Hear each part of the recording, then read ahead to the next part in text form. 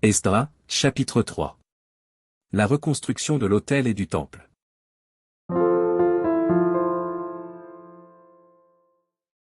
Le 7e mois arriva, et les enfants d'Israël étaient dans leur ville.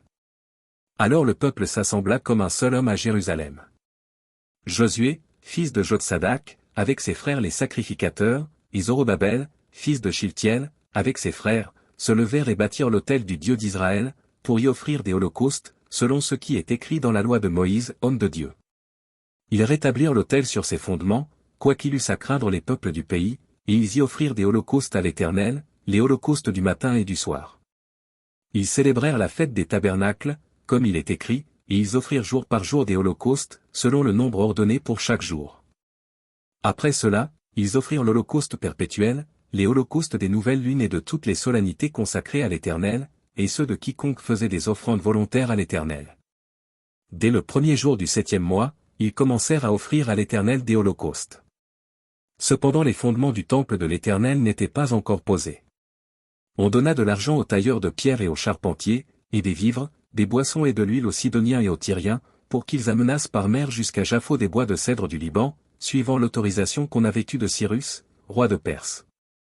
La seconde année depuis leur arrivée à la maison de Dieu à Jérusalem, au second mois, Zorobabel, fils de Shiltiel, Josué, fils de Jotsadak, avec le reste de leurs frères les sacrificateurs et les Lévites, et tous ceux qui étaient revenus de la captivité à Jérusalem, se mirent à l'œuvre et chargèrent les Lévites de 20 ans et au-dessus de surveiller les travaux de la maison de l'Éternel.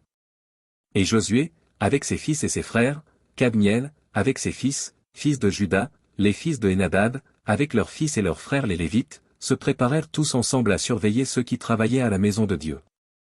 Lorsque les ouvriers posèrent les fondements du temple de l'Éternel, on fit assister les sacrificateurs en costume, avec les trompettes, et les Lévites, fils d'Asaph, avec les cymbales, afin qu'ils célébrassent l'Éternel, d'après les ordonnances de David, roi d'Israël.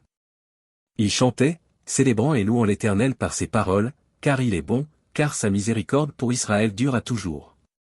Et tout le peuple poussait de grands cris de joie en célébrant l'Éternel, parce qu'on posait les fondements de la maison de l'Éternel.